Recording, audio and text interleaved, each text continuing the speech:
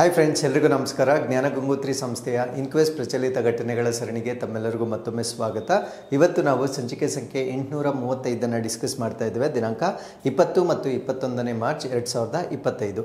So ಇವತ್ತಿನ ಅಪ್ಡೇಟ್ಸನ್ನು discuss ಮಾಡೋದಕ್ಕಿಂತ ಮುಂಚೆ ಕಳೆದ ಸಂಚಿಕೆ 2 ಪ್ರಶ್ನೆಗಳ ಉತ್ತರಗಳು, ಪ್ರಶ್ನೆ ಸಂಖ್ಯೆ 1ಕ್ಕೆ ಆಪ್ಷನ್ ಡಿ ಮತ್ತು ಪ್ರಶ್ನೆ ಸಂಖ್ಯೆ 2ಕ್ಕೆ ಆಪ್ಷನ್ ಡಿ ಸರಿ ಉತ್ತರವಾಗಿರುತ್ತೆ. ಹಾಗಿದ್ರೆ ಇವತ್ತಿನ ಮೊದಲನೇ ಪ್ರಶ್ನೆಗೆ ಬರೋಣ. ಭಾರತೀಯ ಸಂವಿಧಾನದ ಯಾವ ವಿಧಿಯು ಕೇಂದ್ರ ಮತ್ತು ಪ್ರತಿ ರಾಜ್ಯಕ್ಕೂ ಸಾರ್ವಜನಿಕ ಸೇವಾ ಆಯೋಗಗಳ ಸ್ಥಾಪನೆಗೆ ಅವಕಾಶ ನೀಡುತ್ತದೆ? So which article of the Indian constitution provides for the establishment of public service commission for the union and each state? So ನಾನು ಮಾತಾಡ್ತಾ ಇರ್ತಕ್ಕಂಥದ್ದು UPSC, union public service commission. So ಅದೇ ರೀತಿ ಎಲ್ಲ ರಾಜ್ಯಗಳಿಗೆ ಸಂಬಂಧಪಟ್ಟಂತೆ state public service commission. For example like KPSC in Karnataka. So Karnataka public service commission ಏನಿದೆ, so ಈ ರೀತಿಯ ಒಂದು ಕಮಿಷನ್ ಅಥವಾ ಆಯೋಗವನ್ನು ಸ್ಥಾಪನೆ ಮಾಡಲಿಕ್ಕೆ ನಮ್ಮ ಸಂವಿಧಾನದ ಯಾವ ಆರ್ಟಿಕಲ್ನ ಅನ್ವಯ ನಮಗೆ ಅವಕಾಶವನ್ನು ಕೊಡಲಾಗಿದೆ ಅನ್ನೋದು ನಮ್ಮ ಪ್ರಶ್ನೆ ಆಗಿರುತ್ತೆ. ಸೊ ಈ ಪ್ರಶ್ನೆಗೆ ಸರಿಯಾದ ಉತ್ತರ ಆರ್ಟಿಕಲ್ 315 ಅಥವಾ ವಿಧಿ 315ನೇ ಪ್ರಕಾರ ಕೇಂದ್ರ ಮಟ್ಟದಲ್ಲಿ ಯೂನಿಯನ್ ಪಬ್ಲಿಕ್ ಸರ್ವಿಸ್ ಕಮಿಷನ್ ಅನ್ನ ಮತ್ತೆ ರಾಜ್ಯ ಮಟ್ಟದಲ್ಲಿ ಸ್ಟೇಟ್ ಪಬ್ಲಿಕ್ ಸರ್ವಿಸ್ ಕಮಿಷನ್ ಅನ್ನ ಸ್ಥಾಪನೆ ಮಾಡ್ತಕ್ಕಂಥ ಅವಕಾಶವನ್ನ ಸೊ ಈ ಒಂದು ವಿಧಿಯ ಮುಖಾಂತರ ಕೊಡಲಾಗಿರುತ್ತೆ. ಸೊ ಈ ಪ್ರಶ್ನೆಯನ್ನ ನಾನು ಕೊಡಲಿಕ್ಕೆ ಕಾರಣ ಏನು ಅಂದ್ರೆ, ನಮ್ಮ ಕರ್ನಾಟಕದ KPSC ರಿಫಾರ್ಮ್ಸ್ ಅಥವಾ ಸುಧಾರಣೆಗಳನ್ನು ಮಾಡಲಿಕ್ಕೆ ಸೊ ಒಂದು ಮಸೂದೆಯನ್ನ ಈಗ ಅಂಗೀಕಾರವನ್ನ ಮಾಡಿರ್ತಕ್ಕಂಥದ್ದನ್ನು ನಾವು ನೋಡ್ಬೋದಾಗಿರುತ್ತೆ. ಹಾಗಿದ್ರೆ ಈ ಮಸೂದೆಯಲ್ಲಿ ಏನೇನು ಬದಲಾವಣೆಗಳನ್ನು ಪ್ರಪೋಸ್ ಮಾಡಿದ್ದಾರೆ ಅನ್ನೋದನ್ನ ಸೊ ಈ ಒಂದು ಆರ್ಟಿಕಲ್ ಅಲ್ಲಿ ನಾವು ಸಂಪೂರ್ಣವಾಗಿ ಡಿಸ್ಕಸ್ ಮಾಡೋಣ. ಸೊ ಇದು ಕರ್ನಾಟಕ ಅಸೆಂಬ್ಲಿ ಪಾಸ್ ಮಾಡಿರ್ತಕ್ಕಂಥ ಒಂದು ಬಿಲ್ ಆಗಿರುತ್ತೆ. ಸೊ ಈ ಒಂದು ಮಸೂದೆಯನ್ನು ನಾವು KPSC conduct of business and additional functions amendment bill 2025 ಅಂತ ಕರೀತೇವೆ. ಸೊ ಕರ್ನಾಟಕ ಲೋಕ ಸೇವಾ ಆಯೋಗವನ್ನ ಸುಧಾರಿಸಲಿಕ್ಕೆ KPSC ಅಂದ್ರೆ ಇಲ್ಲಿ ನಡೀತಕ್ಕಂಥ ಆಡಳಿತ ವ್ಯವಹಾರ ಮತ್ತು ಹೆಚ್ಚುವರಿ ಕಾರ್ಯಗಳ ನಡವಳಿಕೆ ತಿದ್ದುಪಡಿ ಮಸೂದೆ 2025 ಸೊ ವಿಧಾನಸಭೆಯಲ್ಲಿ ಇತ್ತೀಚೆಗೆ ಅಂಗೀಕಾರ ಮಾಡಿರ್ತಕ್ಕಂಥದ್ದನ್ನ ನಾವು ನೋಡ್ಬೋದಾಗಿರುತ್ತೆ. ಸೊ ಏನಕ್ಕೋಸ್ಕರ ಈ ಒಂದು ಮಸೂದೆಯನ್ನ ತಂದಿದ್ದಾರೆ ಅನ್ನೋದನ್ನ ಸೊ ಅದರ ಉದ್ದೇಶವನ್ನ ನಾವಿಲ್ಲಿ ತಿಳ್ಕೊಳ್ಳೋಣ. ಸೊ ಈ ಒಂದು ಉದ್ದೇಶ ಏನು ಅಂದ್ರೆ, addressing inefficiencies and corruption within KPSC ಅಂದ್ರೆ ಈ ಒಂದು KPSC ಯಲ್ಲಿ ಅದಕ್ಷತೆ ಮತ್ತೆ ಈ ಒಂದು ಭ್ರಷ್ಟಾಚಾರವನ್ನ ಪರಿಹರಿಸತಕ್ಕಂಥದ್ದು ಈ ಒಂದು ಮಸೂದೆಯ ಉದ್ದೇಶವಾಗಿರುತ್ತೆ. ಸೊ ಅದ್ರ ಜೊತೆಗೆ ಟ್ರಾನ್ಸ್ಪರೆನ್ಸಿ ಅಥವಾ ಪಾರದರ್ಶಕತೆಯನ್ನ ಹೆಚ್ಚು ಮಾಡ್ತಕ್ಕಂಥದ್ದು, ಅಕೌಂಟಬಿಲಿಟಿ ಅಥವಾ ಹೊಣೆಗಾರಿಕೆಯನ್ನ ಹೆಚ್ಚು ಮಾಡ್ತಕ್ಕಂಥದ್ದು ಈ ಒಂದು ಮಸೂದೆಯ ಉದ್ದೇಶವಾಗಿರುತ್ತೆ.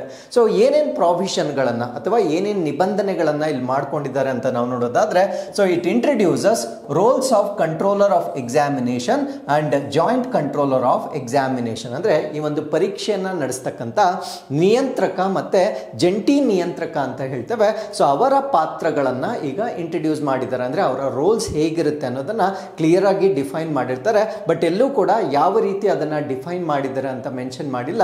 ಸೊ ಮೆನ್ಷನ್ ಮಾಡಿದರೆ it would have been prudent ಆಗಿ ಇರ್ತಾ ಇತ್ತು. ಬಟ್ ಎಲ್ಲೂ ಕೂಡ ಮೆನ್ಷನ್ ಆಗದೆ ಇರ್ತಕ್ಕಂಥದ್ದನ್ನ ನಾವು ನೋಡಬಹುದಾಗಿರುತ್ತೆ. ಬಟ್ ನಿಬಂಧನೆಗಳ ಪ್ರಕಾರ ಈ ಪರೀಕ್ಷಾ ನಿಯಂತ್ರಕ ಮತ್ತು ಪರೀಕ್ಷಾ ಜಂಟಿ ನಿಯಂತ್ರಕರ ಒಂದು ಪಾತ್ರ ಏನಿರುತ್ತೆ, ಸೊ ಆ ಪಾತ್ರವನ್ನ ಈ ಬಿಲ್ ನ ಮುಖಾಂತರ ಪರಿಚಯ ಮಾಡಿರ್ತಕ್ಕಂಥದ್ದನ್ನ ನಾವು ನೋಡಬಹುದಾಗಿರುತ್ತೆ. ಸೊ ಅದ್ರ ಜೊತೆಗೆ this bill mandates 50% quorum of serving members including the chairman for commission meetings. ಅಂದ್ರೆ ಈ ಒಂದು ಆಯೋಗ ಏನಾದರೂ ಸಭೆಗಳನ್ನ ಸೇರಿದಾಗ ಅಧ್ಯಕ್ಷರು ಸೇರಿದಂತೆ ಈಗ ಪ್ರಸ್ತುತವಾಗಿರ್ತಕ್ಕಂಥ ಸದಸ್ಯರು ಯಾರಿರ್ತಾರೆ ಅವರ 50% ಕೋರಂ ಕಡ್ಡಾಯವಾಗಿ ಇರ್ತಕ್ಕಂಥದ್ದನ್ನ ಸೊ ಈ ಒಂದು ಬದಲಾವಣೆಯನ್ನ ಕೂಡ ಮಾಡ್ಕೊಂಡಿರುತ್ತೆ. So 50% of the serving members ಏನಿರ್ತಾರೆ ಸೊ ಅವರ ಕೋರಂ ಇನ್ಮೇಲೆ ಕಡ್ಡಾಯವಾಗಿರ್ತಕ್ಕಂಥದ್ದನ್ನ ನಾವು ನೋಡಬಹುದಾಗಿರುತ್ತೆ. ಸೊ ಅದಾದ್ಮೇಲೆ it allows candidates to be interviewed by a single member authorized by the commission. ಅಂದ್ರೆ ಸೊ ಈ ಒಂದು ಪರ್ಟಿಕ್ಯುಲರ್ಲಿ ಒಂದು ಗ್ರೂಪ್ A ಮತ್ತೆ ಗ್ರೂಪ್ B ಬಂದಾಗ ಸೊ ಅವ್ರಿಗೆ ಸಂದರ್ಶನ ಅಥವಾ ಇಂಟರ್ವ್ಯೂ ಏನು ನಡೆಯುತ್ತೆ, ಸೊ ಆ ಒಂದು ಇಂಟರ್ವ್ಯೂ ಅಲ್ಲೂ ಕೂಡ ಒಂದು ಮಾರ್ಪಾಡನ್ನ ಮಾಡ್ಕೊಂಡಿರ್ತಾರೆ. ಆ ಮಾರ್ಪಾಡು ಏನು ಅಂದ್ರೆ, ಆಯೋಗದಿಂದ ಅಧಿಕಾರ ಪಡೆದ ಅಂದ್ರೆ ಆಯೋಗ ಅಥವಾ ಕಮಿಷನ್ ಆಥರೈಸ್ ಮಾಡಿದ ನಂತರ ಒಬ್ಬ ಸದಸ್ಯರಿಂದ ಅಂದ್ರೆ ಒಬ್ಬ ಮೆಂಬರ್ ಇದ್ರೆ ಸಾಕಾಗುತ್ತೆ ಆ ಒಂದು ಇಂಟರ್ವ್ಯೂ ಪ್ಯಾನಲ್ ನಲ್ಲಿ ಸೊ ಒಬ್ಬ ಸದಸ್ಯರಿಂದ ಅಭ್ಯರ್ಥಿಗಳನ್ನ ಸಂದರ್ಶಿಸಲು ಅವಕಾಶ ಮಾಡಿಕೊಟ್ಟಿರ್ತಕ್ಕಂಥದ್ದನ್ನು ನಾವು ನೋಡ್ಬೋದಾಗಿರುತ್ತೆ. ಬಟ್ ಈ ಒಂದು ಬಿಲ್ನ ಪ್ರಕಾರ ದ ಕೋರ್ ಇಶ್ಯೂಸ್ ಏನಿದಾವೆ ಸೊ ಅದ್ರ ಬಗ್ಗೆ ಎಲ್ಲೂ ಕೂಡ ತುಂಬಾ ಕಾನ್ಸ್ಪಿಕ್ಯೂಯಸ್ ಆಗಿ ಯಾವುದೇ ಒಂದು ಬದಲಾವಣೆಗಳು ಕಾಣಿಸ್ತಾ ಇಲ್ಲ. ಪ್ರಾಬಬಲಿ ಇದರ ಡೀಟೇಲ್ಡ್ ಇನ್ಫಾರ್ಮೇಶನ್ ಬಂದ ನಂತರ ಸೊ ಇದರಲ್ಲಿರ್ತಕ್ಕಂಥ ಇನ್ನೂ ಹೆಚ್ಚಿನ ಮಾಹಿತಿಯನ್ನು ನಾವು ಪಡೆದುಕೊಳ್ಬೋದಾಗಿರುತ್ತೆ. So every student who is preparing in Karnataka so KPSCಯಲ್ಲಿ ಏನಾಗ್ತಾ ಇದೆ ಅಂತಕ್ಕಂಥ ಒಂದು ಎಕ್ಸ್ಪೀರಿಯನ್ಸ್ ಎಲ್ಲರಿಗೂ ಇರುತ್ತೆ. ಆ ಎಕ್ಸ್ಪೆಕ್ಟೇಷನ್ಸ್ ಅನ್ನ ಈ ಒಂದು ಬಿಲ್ನಲ್ಲಿ ನಾವು ಸಂಪೂರ್ಣವಾಗಿ ನೋಡ್ಲಿಕ್ಕೆ ಆಗ್ತಾ ಇಲ್ಲ. ಸೊ ಸ್ವಲ್ಪ ಬದಲಾವಣೆಗಳನ್ನು ನಾವಿಲ್ಲಿ ಕಾಣ್ಬೋದಾಗಿರುತ್ತೆ. ಸೊ ಅದಾದ್ಮೇಲೆ ಚಾಲೆಂಜಸ್ ಅಡ್ರೆಸ್ಡ್ ಅಂದರೆ ಯಾವ ರೀತಿಯ ಸವಾಲುಗಳನ್ನು ಇಲ್ಲಿ ಅಡ್ರೆಸ್ ಮಾಡಲಿಕ್ಕೆ ಪ್ರಯತ್ನ ಪಟ್ಟಿದ್ದಾರೆ ಅಂದರೆ ಎಲಿಮಿನೇಟ್ಸ್ delays caused by the circulation system for decision making. ಅಂದರೆ ಸೊ ಯಾವುದೇ ಒಂದು ನಿರ್ಧಾರ ತ್ವರಿತವಾಗಿ ಆಗೋದಿಲ್ಲ, ತುಂಬ ನಿಧಾನಗತಿಯಲ್ಲಿ ಅಥವಾ ಡಿಲೇ ಆಗ್ತಕ್ಕಂಥದ್ದನ್ನು ನಾವು ನೋಡ್ಬೋದಾಗಿರುತ್ತೆ. ಸೊ ಈ ಒಂದು ವಿಳಂಬವನ್ನು ನಿವಾರಣೆ ಮಾಡ್ತಕ್ಕಂಥ ಒಂದು ಕ್ರಮಗಳನ್ನು ಕೂಡ ಸೊ ಈ ಒಂದು ಮಸೂದೆಯ ಮುಖಾಂತರ ತೆಗೆದುಕೊಳ್ತಕ್ಕಂಥದ್ದನ್ನು ನಾವು ನೋಡ್ಬೋದಾಗಿರುತ್ತೆ. ಅದ್ರ ಜೊತೆಗೆ it seeks to rectify flaws in selection process and governance of the KPSC. ಅಂದರೆ ಈ ಒಂದು KPSC ಆಯ್ಕೆ ಪ್ರಕ್ರಿಯೆ ಮತ್ತೆ ಆಡಳಿತದಲ್ಲಿರ್ತಕ್ಕಂಥ ದೋಷಗಳೇನಿರುತ್ತೆ ಸೊ ಅದನ್ನು ಸರಿಪಡಿಸ್ತಕ್ಕಂಥ ಪ್ರಯತ್ನಗಳನ್ನು ಈ ಒಂದು ಮಸೂದೆಯ ಮುಖಾಂತರ ಮಾಡಿರ್ತಕ್ಕಂಥದ್ದನ್ನು ನಾವು ನೋಡ್ಬೋದಾಗಿರುತ್ತೆ. ಸೊ ಈಗ ನಾವು KPSC ಬಗ್ಗೆ ಬೇಸಿಕ್ ಮಾಹಿತಿಯನ್ನು ಡಿಸ್ಕಸ್ ಮಾಡೋಣ. ಸೊ KPSC ಅಂತಕ್ಕಂಥದ್ದು ಒಂದು ಕಾನ್ಸ್ಟಿಟ್ಯೂಷನಲ್ ಬಾಡಿ ಆಗಿರುತ್ತೆ, ಅಂದರೆ ಸಾಂವಿಧಾನಿಕವಾಗಿರ್ತಕ್ಕಂಥ ಒಂದು ಅಂಗವಾಗಿರುತ್ತೆ.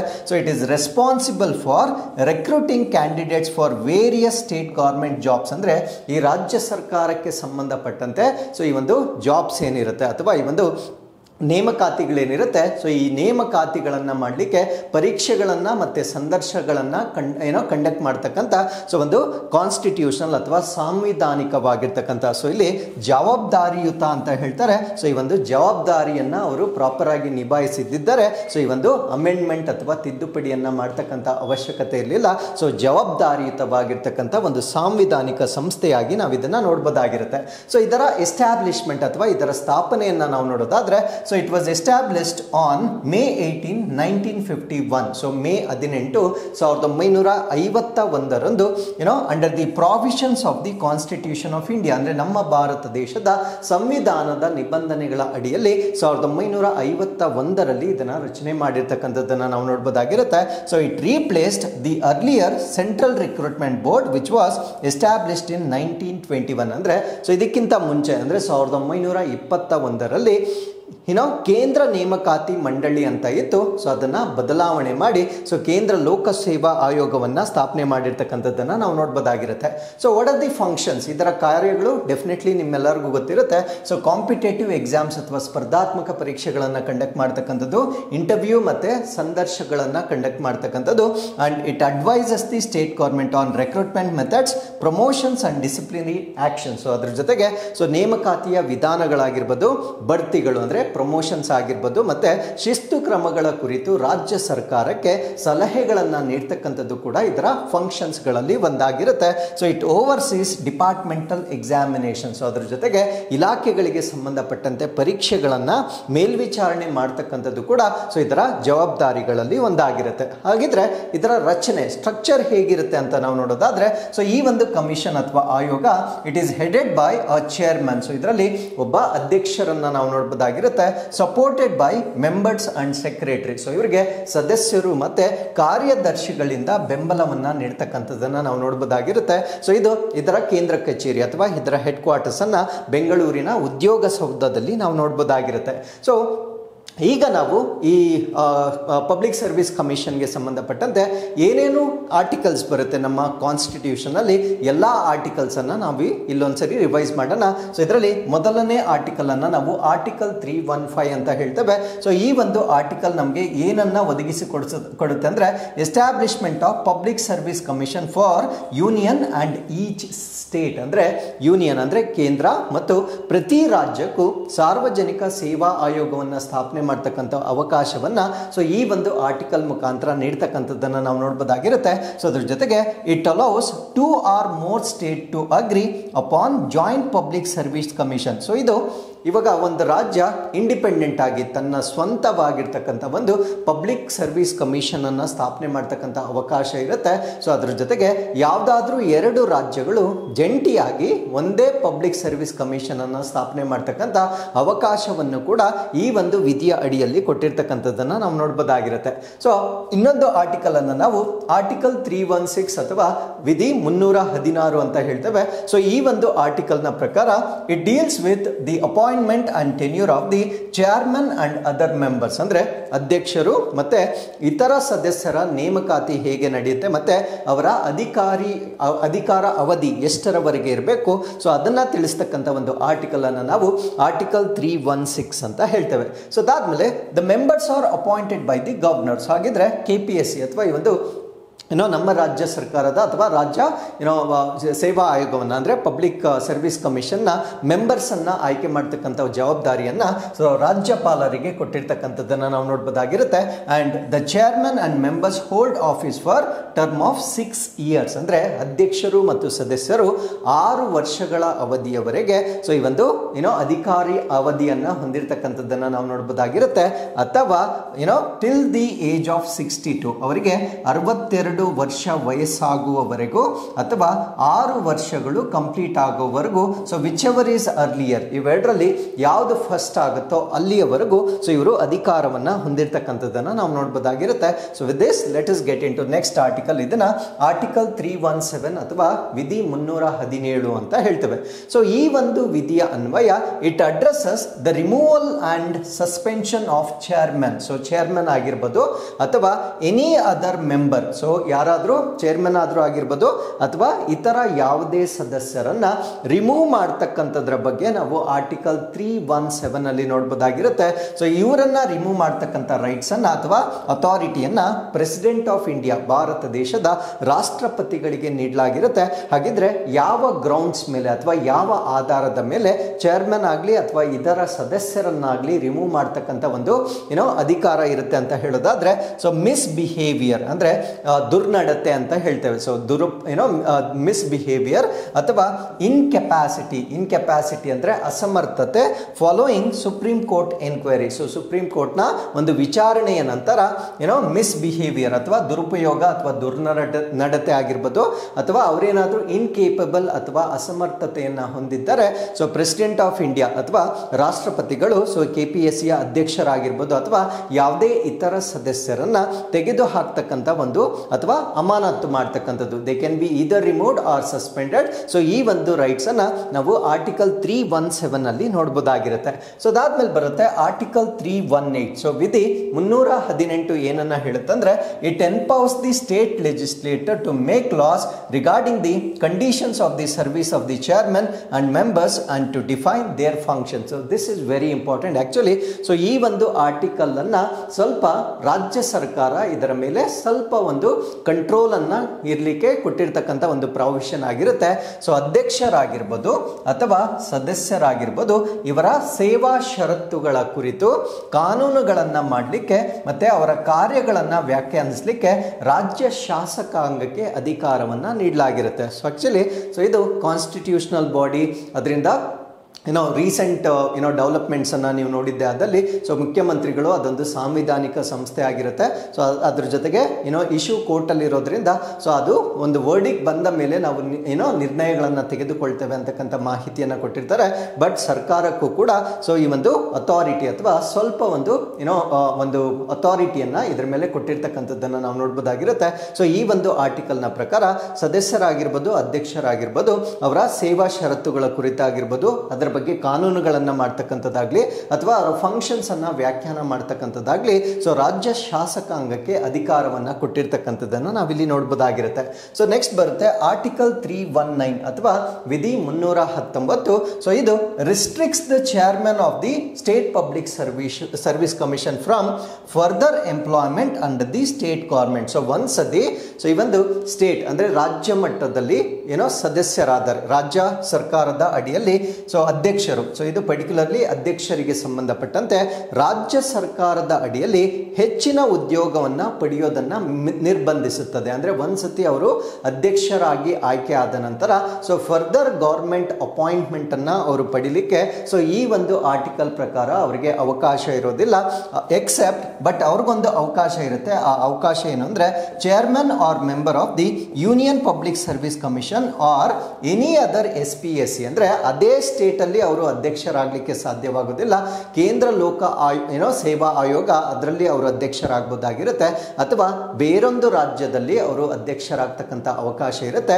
ಅದನ್ನ ಬಿಟ್ರೆ ಅದೇ ರಾಜ್ಯದಲ್ಲಿ ಅವರು ಹೆಚ್ಚಿನ ಉದ್ಯೋಗವನ್ನ ಪಡಿಲಿಕ್ಕೆ ಈ ಒಂದು ಆರ್ಟಿಕಲ್ ಪ್ರಕಾರ ನಿರ್ಬಂಧವನ್ನ ಮಾಡಿರ್ತಕ್ಕಂಥದ್ದನ್ನ ನಾವು ನೋಡಬಹುದಾಗಿರುತ್ತೆ. ನೆಕ್ಸ್ಟ್ ಬರುತ್ತೆ ಆರ್ಟಿಕಲ್ 320 ಅಥವಾ ವಿಧಿ 320.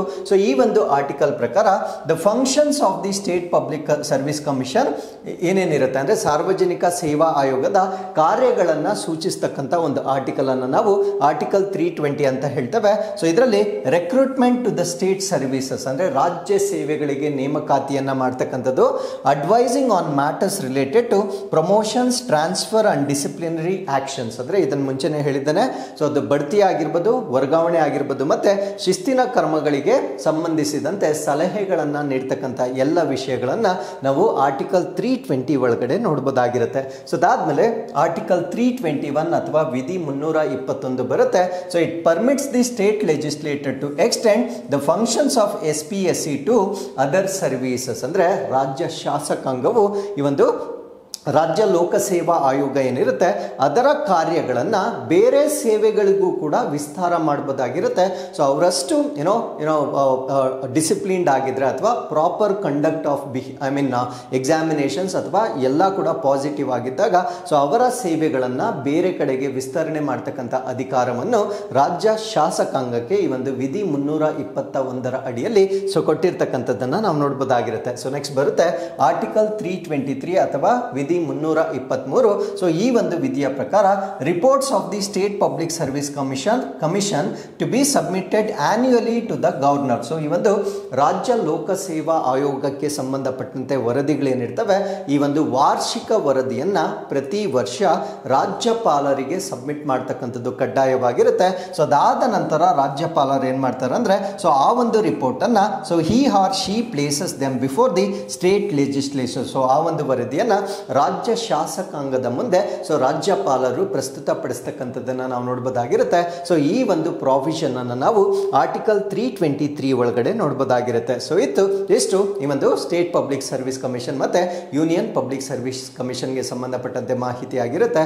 With this let's get into second question. Karnataka ಸರ್ಕಾರದ ಪ್ರಸ್ತಾವನೆಯ ಪ್ರಕಾರ ಯಾವ ತರಗತಿಯ ವಿದ್ಯಾರ್ಥಿಗಳಿಗೆ ಲೈಂಗಿಕ ಶಿಕ್ಷಣವನ್ನು ಪರಿಚಯಿಸಲಾಗುವುದು? As per the Karnataka government's proposal sex education will be introduced for students in which class? ನಮ್ಮ ಕರ್ನಾಟಕದಲ್ಲಿ ಈ ಒಂದು ಲೈಂಗಿಕ ಶಿಕ್ಷಣವನ್ನ ನೀಡ್ತಕ್ಕಂಥ ಒಂದು ಪ್ರಪೋಸಲ್ ಅನ್ನ ಮಾಡಿರ್ತಾರೆ. ಈ ಒಂದು ಪ್ರಪೋಸಲ್ ಅನ್ನ ಪ್ರಕಾರ ಎಷ್ಟನೇ ತರಗತಿಯಿಂದ ಎಷ್ಟನೇ ತರಗತಿಯ ಮಕ್ಕಳಿಗೆ ಈ ಒಂದು ಲೈಂಗಿಕ ಶಿಕ್ಷಣವನ್ನ ಕೊಡಲಾಗುತ್ತೆ ಅನ್ನೋದು ನಮ್ಮ ಪ್ರಶ್ನೆ ಆಗಿರುತ್ತೆ.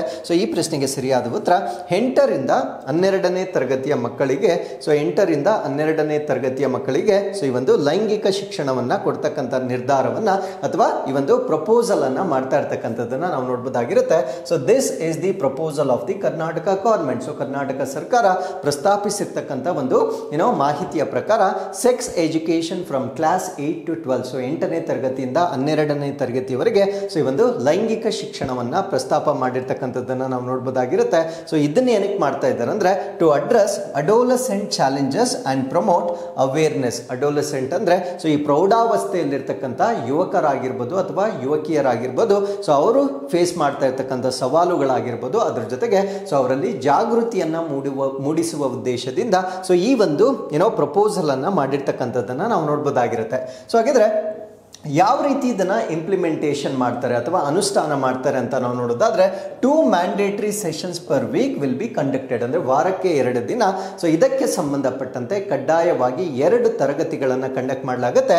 ಸೊ ಈ ತರಗತಿಗಳನ್ನು ಕಂಡಕ್ಟ್ ಮಾಡಲಿಕ್ಕೆ medical practitioners will educate students on mental emotions and physical changes during the adolescence, ಅಂದರೆ ಈ ಒಂದು ಪ್ರೌಢಾವಸ್ಥೆಯಲ್ಲಿ ಮಾನಸಿಕವಾಗಿ ಅವರು ಯಾವ ರೀತಿ ಬದಲಾವಣೆ ಆಗ್ತಾರೆ, ಅದರ ಜೊತೆಗೆ ಭಾವನಾತ್ಮಕವಾಗಿ ಮತ್ತು ದೈಹಿಕವಾಗಿ ಯಾವ ರೀತಿ ಬದಲಾವಣೆ ಆಗುತ್ತೆ. ಸೊ ಇದನ್ನ ವೈದ್ಯಕೀಯ ವೃತ್ತಿಪರರಿಂದ ಸೊ ಅವರಿಗೆ ಮಾಹಿತಿ ಅಥವಾ ಒಂದು ಅರಿವನ್ನು ಮೂಡಿಸ್ತಕ್ಕಂಥದ್ದನ್ನು ನಾವು ನೋಡ್ಬೋದಾಗಿರುತ್ತೆ.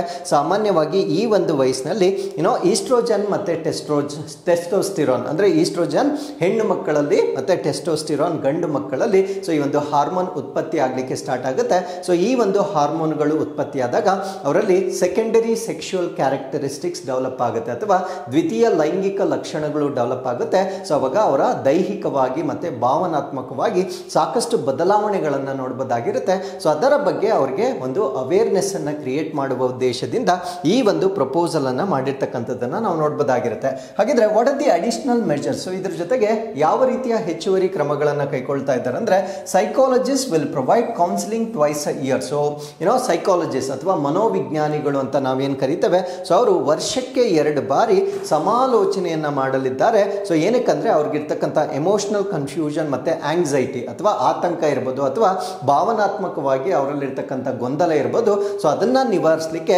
ವರ್ಷಕ್ಕೆ 2 ಸಾರಿ ವಿಜ್ಞಾನಿಗಳನ್ನ ಕರೆಸಿ ಸೊ ಅವರಿಗೆ ಸಮಾಲೋಚನೆಯನ್ನ ಮಾಡ್ತಕ್ಕಂಥದ್ದನ್ನ ನಾವು ನೋಡ್ಬೋದಾಗಿರುತ್ತೆ. ಸೊ ಅದ್ರ ಜೊತೆಗೆ they also conduct workshop. So ಈ ಒಂದು ಕಾರ್ಯಾಗಾರಗಳನ್ನ ಕಂಡಕ್ಟ್ ಮಾಡುವ ಮುಖಾಂತರ ಈ ಪೋಕ್ಸೋ ಕಾಯ್ದೆ ಅಂತ ಹೇಳ್ತೇವೆ. ಪೋಕ್ಸೋ ಅಂದ್ರೆ protection of children from sexual offence, ಅಂದ್ರೆ ಲೈಂಗಿಕ ಅಪರಾಧಗಳಿಂದ ಮಕ್ಕಳನ್ನ ರಕ್ಷಣೆ ಮಾಡ್ತಕ್ಕಂಥ ಒಂದು ಕಾಯ್ದೆ ಏನಿದೆ. ಸೊ ಈ ರೀತಿಯ ಒಂದು ಕಾಯ್ದೆ ಇದೆ ಅಂತಕ್ಕಂಥದ್ರ ಬಗ್ಗೆ ಅವರಿಗೆ ವರ್ಕ್ಶಾಪ್ಗಳ ಮುಖಾಂತರ ಅರಿವನ್ನು ಮೂಡಿಸ್ತಕ್ಕಂಥದ್ದನ್ನು ನಾವಿಲ್ಲಿ ನೋಡ್ಬೋದಾಗಿರುತ್ತೆ.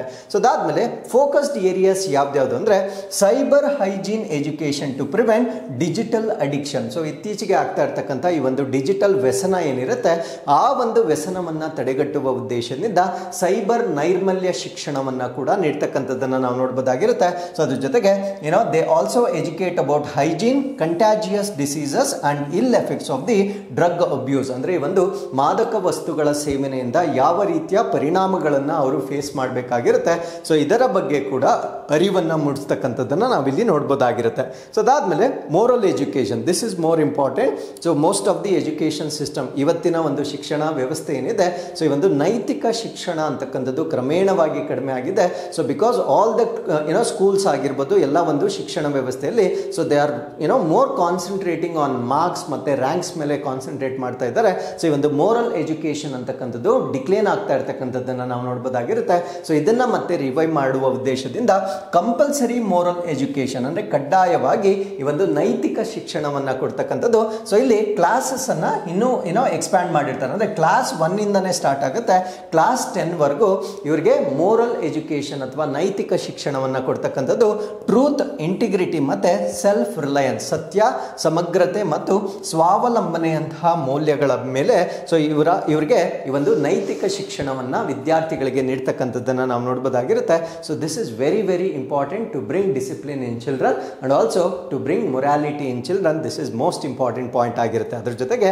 ವಿಶೇಷವಾಗಿ ಬಾಲಕಿಯರಿಗೆ ಅಂದ್ರೆ they give support to girls. So ಯಾವ ರೀತಿ ಅಂದ್ರೆ ಸೊ ವಿಮೆನ್ ಲೆಕ್ಚರರ್ಸ್ ಅನ್ನ ಕರೆಸ್ತಾರೆ, ಅಂದ್ರೆ ಮಹಿಳಾ ಶಿಕ್ಷಕರನ್ನ ಕರೆಸುವ ಮುಖಾಂತರ ಸೊ ಅವರನ್ನ ನೋಡಲ್ ಆಫೀಸರ್ ಆಗಿ ಅವರನ್ನ ಆಯ್ಕೆ ಮಾಡ್ತಾರೆ. ಸೊ ಅವರು ಗರ್ಲ್ಸ್ ಸ್ಟೂಡೆಂಟ್ಸ್ ಜೊತೆ ಡಿಸ್ಕಸ್ ಮಾಡ್ತಾರೆ. ಅವ್ರಿಗೇನಾದ್ರೂ ಕನ್ಸರ್ನ್ಸ್ ಇದ್ದಾರೆ ಅಥವಾ ಅವ್ರಿಗೇನಾದ್ರೂ ಕಳವಳಗಳಿದ್ದಾರೆ ಸೊ ಇವ್ರ ಜೊತೆ ಅವರು ಶೇರ್ ಮಾಡ್ಕೊಳ್ಬೋದಾಗಿರುತ್ತೆ. ಸೊ ಆ ರೀತಿಯಾಗಿ ಮಹಿಳಾ ಕೇಂದ್ರಿತವಾಗಿ ಅಥವಾ ಬಾಲಕಿಯರಿಗೆ ಹೆಚ್ಚಿನ ಸಪೋರ್ಟ್ ಅನ್ನು ನೀಡ್ತಕ್ಕಂಥದ್ದನ್ನ ಸೊ ಈ ಒಂದು ಪ್ರಪೋಸಲ್ ನ ಅಡಿಯಲ್ಲಿ ನಾವು ನೋಡಬಹುದಾಗಿರುತ್ತೆ. So with this let's get into question number 3. 2025ರಲ್ಲಿ ಬೆಂಗಳೂರು ಯಾವ ದಿನಾಂಕದಂದು ಅರ್ತ್ ಆರ್ ಅಂಡ್ ವಿಶ್ವಸಂಸ್ಥೆಯ ವಿಶ್ವ ಜಲ ದಿನವನ್ನು ಆಚರಿಸಿತು? On which date will Bengaluru celebrate the convergence of earth hour and UN world water day in 2025? So 2 ದಿನಗಳನ್ನು ನಾವು ಒಂದೇ ದಿನಾಂಕದಂದು ಆಚರಣೆ ಮಾಡ್ತಾ ಇದ್ದೇವೆ. ಒಂದು ಅರ್ತ್ ಆರ್ ಅಂತ ಹೇಳ್ತೇವೆ, ಇನ್ನೊಂದನ್ನ ವಿಶ್ವಸಂಸ್ಥೆಯ ವಿಶ್ವ ಜಲ ದಿನ ಅಂತ ಹೇಳ್ತೇವೆ. ಸೊ ಇದನ್ನ 2025ನೇ ತಾರೀಕು ನಾವು ಮಾರ್ಚ್ 22 22ನೇ ತಾರೀಕು ಆಚರಣೆ ಮಾಡಿರ್ತಕ್ಕಂಥದ್ದನ್ನು ನಾವು ನೋಡ್ಬೋದಾಗಿರುತ್ತೆ. ಹಾಗಿದ್ರೆ ಅರ್ತ್ ಆರ್ ಅಂದ್ರೆ ಏನು, ವಿಶ್ವ ಜಲ ದಿನ ಅಂದ್ರೆ ಏನು, ಸೊ ಈ ಒಂದು ಆರ್ಟಿಕಲ್ ಅಲ್ಲಿ ನಾವು ಡಿಸ್ಕಸ್ ಮಾಡೋಣ. ಸೊ ಈ ದಿನವನ್ನ ನಾವು ಮಾರ್ಚ್ 22ನೇ ತಾರೀಕು, ಸೊ ಇದನ್ನ ಪರ್ಟಿಕ್ಯುಲರ್ಲಿ ಬೆಂಗಳೂರಲ್ಲಿ ಆಚರಣೆ ಮಾಡ್ತಾ ಇರ್ತಕ್ಕಂಥದ್ದನ್ನ ನಾವು ನೋಡ್ಬೋದಾಗಿರುತ್ತೆ. ಸೊ ಇದು ನಮ್ಮ ಎನ್ವೈರನ್ಮೆಂಟ್ ಮತ್ತೆ ವಾಟರ್ ಕನ್ಸರ್ವೇಷನ್ ಎರಡಕ್ಕೂ ಸಂಬಂಧಪಟ್ಟಂತೆ ಸೊ ಒಂದೇ ದಿನವಾಗಿ ಇಲ್ಲಿ ಆಚರಣೆ ಮಾಡ್ತಾ ಇರ್ತಕ್ಕಂಥದ್ದನ್ನ ನಾವು ನೋಡ್ಬೋದಾಗಿರುತ್ತೆ. ನಾವು what is the meaning of earth R? So earth R ಅಂದ್ರೆ ಏನು? ಅರ್ತ್ ಅವರನ್ನ ಇನಿಷಿಯೇಟ್ ಮಾಡಿರ್ತಕ್ಕಂಥವ್ರು WWF ಇಂದ ಇನಿಷಿಯೇಟ್ ಮಾಡಿರ್ತಕ್ಕಂಥ ಒಂದು ಉಪಕ್ರಮ ಇದಾಗಿರುತ್ತೆ. ಸೊ ಈ ಒಂದು ಉಪಕ್ರಮದ ಅಡಿಯಲ್ಲಿ ಈ individuals can switch off non-essential lights for an hour 8:30 PM ಇಂದ 9:30 PM ಗೆ. ಅಂದರೆ ಯಾವ ದೀಪಗಳನ್ನು ನಾವು ಆರಿಸ್ಬೋದು. ಯಾಕಂದರೆ for example if it is an industry, so ಕೆಲವೊಂದು ಎಲೆಕ್ಟ್ರಿಸಿಟಿಯನ್ನು ಡಿಸ್ಕನೆಕ್ಟ್ ಮಾಡೋ ಹಾಗಿಲ್ಲ. ಸೊ ಎಲ್ಲೆಲ್ಲಿ ಆಫ್ ಮಾಡಲಿಕ್ಕೆ ಸಾಧ್ಯತೆ ಇರುತ್ತೆ ಆ ರೀತಿಯ ಎಲೆಕ್ಟ್ರಿಕ್ ಸ್ವಿಚ್ಗಳನ್ನು ಕನಿಷ್ಠ ಪಕ್ಷ 1 ಗಂಟೆಯವರೆಗೂ ಆಫ್ ಮಾಡ್ತಕ್ಕಂಥದ್ದನ್ನು ನಾವೇನಂತ ಕರಿತೀವಿ ಅಂದರೆ ಅರ್ತ್ ಆರ್ ಅಂತ ಕರಿತೇವೆ. ಸೊ ಇದು WWF ಇಂದ ಇನಿಷಿಯೇಟ್ ಆಗಿರ್ತಕ್ಕಂಥ ಒಂದು ಉಪಕ್ರಮವಾಗಿರುತ್ತೆ. ಸೊ ವಾಟರ್ ಡೇ ಡೆಫಿನೆಟ್ಲಿ ಗೊತ್ತಿರುತ್ತೆ. ಸೊ ವಾಟರ್ ಕನ್ಸರ್ವೇಷನ್ ಬಗ್ಗೆ ಅವೇರ್ನೆಸ್ ಅನ್ನು ಕ್ರಿಯೇಟ್ ಮಾಡ್ತಕ್ಕಂಥದ್ದು. ಸೊ ಈ ವರ್ಷದ ಥೀಮ್ ಏನಾಗಿರುತ್ತೆ ಅಂದ್ರೆ ಗ್ಲೇಷಿಯರ್ ಪ್ರಿಸರ್ವೇಷನ್ ಅಥವಾ ಹಿಮನದಿಗಳನ್ನು ಸಂರಕ್ಷಣೆ ಮಾಡ್ತಕ್ಕಂಥದ್ದು. ಸೊ ಈ ವರ್ಷದ ಥೀಮ್ ಆಗಿರ್ತಕ್ಕಂಥದ್ದನ್ನು ನಾವು ನೋಡ್ಬೋದಾಗಿರುತ್ತೆ. So with this let's get into question number 4. Paschima ವಾಹಿನಿ ಯೋಜನೆಯು ಕರ್ನಾಟಕದ ಕರಾವಳಿ ಪ್ರದೇಶದಲ್ಲಿ ಯಾವ ರೀತಿಯ ಮೂಲಸೌಕರ್ಯಗಳ ನಿರ್ಮಾಣದ ಮೇಲೆ ಕೇಂದ್ರೀಕರಿತವಾಗಿದೆ? ದಿ ಪಶ್ಚಿಮ ವಾಹಿನಿ project is focused on the construction of which type of infrastructure in Karnataka's coastal region? So ನಾನು ಮಾತಾಡ್ತಾ ಇರ್ತಕ್ಕಂಥದ್ದು ಒಂದು ಪ್ರೋಗ್ರಾಮ್, ಅದನ್ನು ನಾವು ಪಶ್ಚಿಮ ವಾಹಿನಿ ಪ್ರೋಗ್ರಾಮ್ ಅಂತ ಕರಿತೇವೆ. ಸೊ ಈ ಒಂದು ಪ್ರೋಗ್ರಾಮ್ನ ಅಡಿಯಲ್ಲಿ ನಮ್ಮ ಕರ್ನಾಟಕದ ಕೋಸ್ಟಲ್ ರೀಜನ್ ಅಥವಾ ತೀರ ಪ್ರದೇಶಗಳಲ್ಲಿ ಯಾವ ರೀತಿಯ ಮೂಲಸೌಕರ್ಯವನ್ನು ಡೆವಲಪ್ ಮಾಡ್ತಕ್ಕಂಥ ಒಂದು ಯೋಜನೆ ಇದಾಗಿರುತ್ತೆ ಅನ್ನೋದು ನಮ್ಮ ಪ್ರಶ್ನೆ ಆಗಿರುತ್ತೆ. ಸೊ ಈ ಪ್ರಶ್ನೆಗೆ ಸರಿಯಾದ ಉತ್ತರ ವೆಂಟೆಡ್ ಅಣೆಕಟ್ಟುಗಳು ಅಥವಾ ವೆಂಟೆಡ್ ಡ್ಯಾಮ್ಗಳನ್ನು ನಿರ್ಮಾಣ ಮಾಡ್ತಕ್ಕಂಥದ್ದನ್ನ ಈ ಪಶ್ಚಿಮ ವಾಹಿನಿ ಪ್ರಾಜೆಕ್ಟ್ ಅಡಿಯಲ್ಲಿ ನಾವು ನೋಡ್ಬೋದಾಗಿರುತ್ತೆ. ವೆಂಟೆಡ್ ಡ್ಯಾಮ್ಗಳಂದ್ರೆ ಸೊ ಇದು ಸಣ್ಣ ಪ್ರಮಾಣದ ಅಣೆಕಟ್ಟುಗಳಾಗಿರ್ತವೆ. ಸೊ ಈ ರೀತಿಯ ಅಣೆಕಟ್ಟುಗಳನ್ನು ನಿರ್ಮಾಣ ಮಾಡೋದ್ರಿಂದ ಆ ಭಾಗದ ಜನರಿಗೆ ಕುಡಿಲಿಕ್ಕೆ ನೀರು ಮತ್ತೆ ನೀರಾವರಿ, ಕೃಷಿಗಾಗಿ ನೀರಾವರಿಯನ್ನು ಒದಗಿಸ್ತಕ್ಕಂಥ ಒಂದು ಸಣ್ಣ ಪ್ರಯತ್ನಗಳಾಗಿರುತ್ತೆ. ಸೊ ಈ ಒಂದು ಪ್ರಯತ್ನವನ್ನ ಪಶ್ಚಿಮ ವಾಹಿನಿ ಪ್ರಾಜೆಕ್ಟ್ ಅಡಿಯಲ್ಲಿ ಮಾಡಲಿಕ್ಕೆ ಸೊ ಈಗ ಪ್ರಪೋಸ್ ಮಾಡಿರ್ತಕ್ಕಂಥದ್ದನ್ನು ನಾವು ನೋಡ್ಬೋದಾಗಿರುತ್ತೆ. ಸೊ ಪಶ್ಚಿಮ ವಾಹಿನಿ ಅಂದ್ರೆ ಇಲ್ಲಿ ಪಶ್ಚಿಮಕ್ಕೆ ಹರಿತಕ್ಕಂಥ ರಿವರ್ಗಳನ್ನು ಇಲ್ಲಿ ಆಯ್ಕೆ ಮಾಡ್ಕೊಳ್ತಾರೆ. ಸೊ ಕೆಲವೊಂದು ಎಕ್ಸಾಂಪಲ್ಸ್ ಅನ್ನ ನಾವು ಹೇಳೋದಾದ್ರೆ ಬೇಡ್ತಿ, ದೆನ್ ಅಘನಾಶಿನಿ, ಶರಾವತಿ, ನೇತ್ರಾವತಿ, ಕುಮಾರದ್ವಾರ. ಸೊ ಇವೆಲ್ಲ ಕೂಡ so very few west flowing rivers ಆಗಿರ್ತವೆ. ಸೊ ಅದಕ್ಕೆ ಇದನ್ನ ನಾವೇನಂತ ಕರಿತೀವಿ ಅಂದ್ರೆ ಪಶ್ಚಿಮ ವಾಹಿನಿ ಪ್ರಾಜೆಕ್ಟ್ ಅಂತ ಕರಿತೇವೆ. ಸೊ ಈ ಒಂದು ಪ್ರಾಜೆಕ್ಟ್ ನ ಅಡಿಯಲ್ಲಿ ಸೊ ಇದು ನಮ್ಮ ಕರ್ನಾಟಕದ ಕೋಸ್ಟಲ್ ರೀಜನ್ಗೆ ಸಂಬಂಧಪಟ್ಟಿರ್ತಕ್ಕಂಥ ಪ್ರಾಜೆಕ್ಟ್ ಆಗಿರುತ್ತೆ.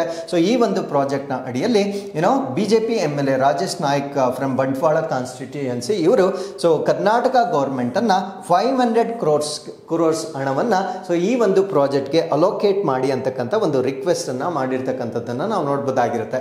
So what is the objective? ಇದರ ಉದ್ದೇಶ ಏನು ಅಂದ್ರೆ ವೆಂಟೆಡ್ ಡ್ಯಾಮ್ಗಳನ್ನ ನಿರ್ಮಾಣ ಮಾಡ್ತಕ್ಕಂಥದ್ದು. ಸೊ ಯಾವ ರಿವರ್ಗಳಿಗೆ ಅಂದ್ರೆ ವೆಸ್ಟ್ ಫ್ಲೋಯಿಂಗ್, ಪಶ್ಚಿಮಕ್ಕೆ ಹರಿಯುವ ನದಿಗಳಿಗೆ ವೆಂಟೆಡ್ ಅಣೆಕಟ್ಟುಗಳನ್ನು ನಿರ್ಮಾಣ ಮಾಡ್ತಕ್ಕಂಥದ್ದು ಇದರ ಉದ್ದೇಶವಾಗಿರುತ್ತೆ. ಸೊ ಇದರಿಂದ ಇರಿಗೇಷನ್, ನೀರಾವರಿ, ಡ್ರಿಂಕಿಂಗ್ ವಾಟರ್ ಸಪ್ಲೈ, ಕುಡಿಯುವ ನೀರಿನ ಸರಬರಾಜು, ಮತ್ತೆ ಗ್ರೌಂಡ್ ವಾಟರ್ ಲೆವೆಲ್ ಅಥವಾ ಸೊ ಈ ಒಂದು ಅಂತರ್ಜಲದ ನೀರಿನ ಮಟ್ಟ ಹೆಚ್ಚಾಗ್ತಕ್ಕಂಥದ್ದನ್ನ ನಾವು ನೋಡ್ಬೋದಾಗಿರುತ್ತೆ.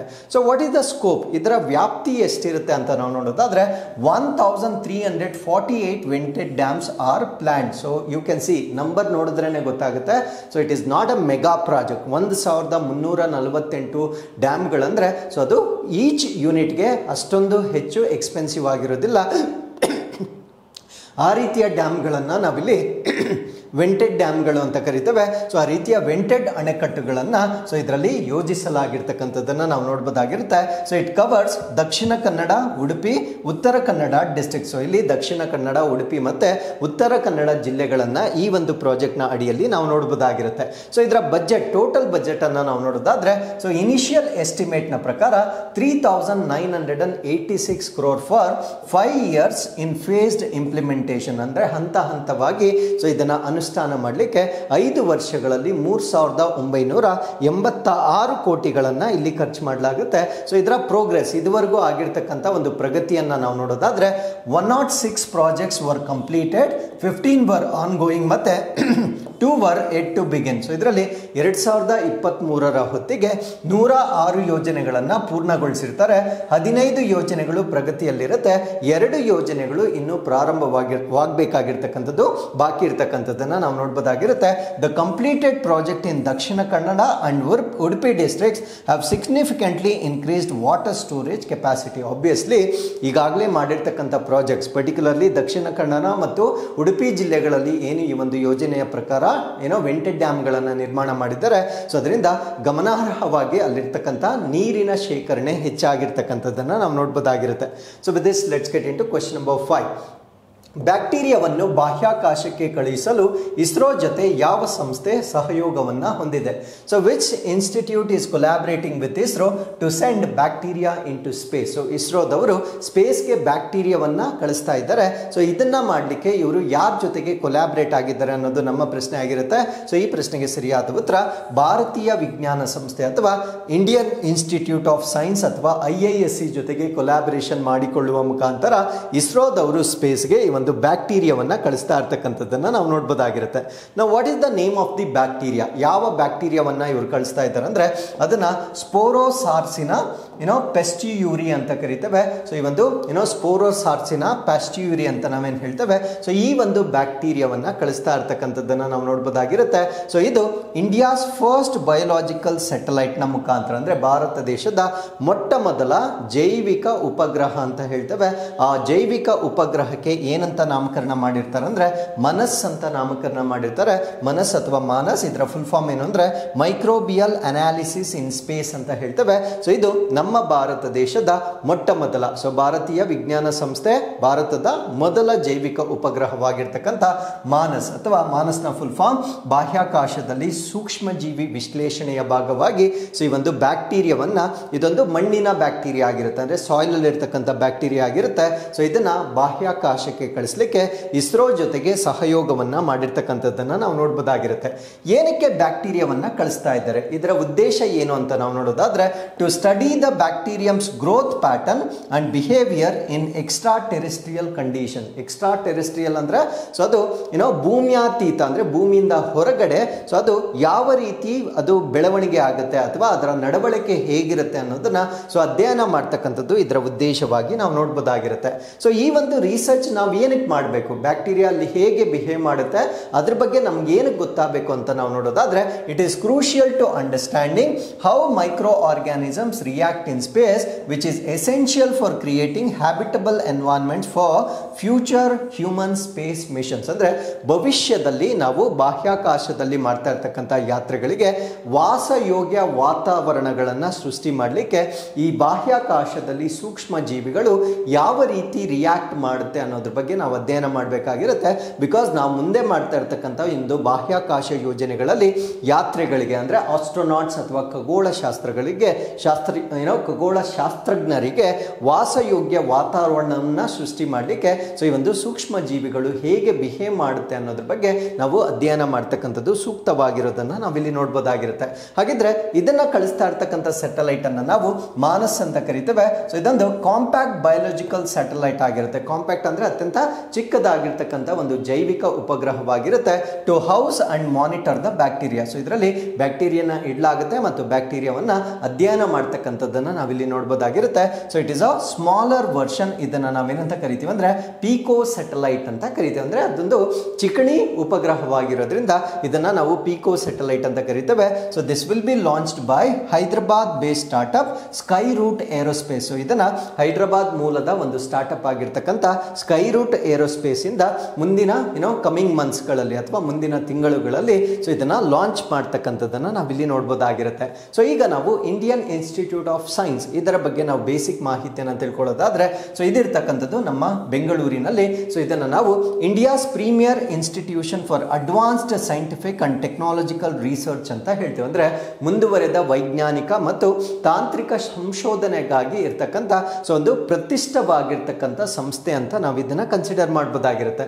ಸೊ ಇದನ್ನ ಎಸ್ಟಾಬ್ಲಿಷ್ ಮಾಡಿರ್ತಕ್ಕಂಥದ್ದು 1909 ಅಂದರೆ ಬಿಫೋರ್ ಇಂಡಿಪೆಂಡೆನ್ಸ್, ಸ್ವತಂತ್ರದ ಮುಂಚೆ ಇದನ್ನು ನಾವು ಸ್ಥಾಪನೆ ಮಾಡಿರ್ತೇವೆ. ಸೊ ಇದನ್ನು ಸ್ಥಾಪನೆ ಮಾಡಲಿಕ್ಕೆ ಸಪೋರ್ಟ್ ಮಾಡಿರ್ತಕ್ಕಂಥವ್ರು ಯಾರು ಅಂದರೆ ಜಮ್ಶೆಡ್ಜಿ ಟಾಟಾ ಇವರ ಬೆಂಬಲದೊಂದಿಗೆ ಆ್ಯಂಡ್ ಮಹಾರಾಜ ಆಫ್ ಮೈಸೂರು ಕೃಷ್ಣರಾಜ ಒಡೆಯರ್ 4 ಇವರ ಒಂದು ಬೆಂಬಲದೊಂದಿಗೆ 1909ರಲ್ಲಿ ಇದನ್ನು ಬೆಂಗಳೂರಿನಲ್ಲಿ ಸ್ಥಾಪನೆ ಮಾಡಲಾಗುತ್ತೆ. ಸೊ ಇದನ್ನು ಟಾಟಾ ಇನ್ಸ್ಟಿಟ್ಯೂಟ್ ಅಂತ ಕೂಡ ಕರೀತಾರೆ, ಯಾಕಂದರೆ ಜಮ್ಶೆಡ್ಜಿ ಟಾಟಾ ಇದಕ್ಕೆ ಬೆಂಬಲವನ್ನು ಮಾಡಿದ್ದ ಕಾರಣದಿಂದ ಸೊ ಇದಕ್ಕೆ ಟಾಟಾ ಸಂಸ್ಥೆ ಅಂತ ಕೂಡ ಕರೀತಕ್ಕಂಥದ್ದನ್ನು ನಾವು ನೋಡ್ಬೋದಾಗಿರುತ್ತೆ. ಸೊ ಇಲ್ಲಿ programmes in science, engineering, design ಮತ್ತು ಮ್ಯಾನೇಜ್ಮೆಂಟ್ ಅನ್ನು ನೀಡಲಾಗುತ್ತೆ. ಸೊ ಅದ್ರ ಜೊತೆಗೆ ದ PhD ಪ್ರೋಗ್ರಾಮ್ಸ್ ಏನಿದ್ದಾವೆ ಸೊ ಅದು ಅತ್ಯಂತ ಹೆಸರುವಾಸಿಯಾಗಿರುತ್ತೆ ಅಥವಾ ರಿನೌಂಡ್ ಆಗಿರ್ತಕ್ಕಂಥದ್ದನ್ನು ನಾವು ನೋಡ್ಬೋದಾಗಿರುತ್ತೆ.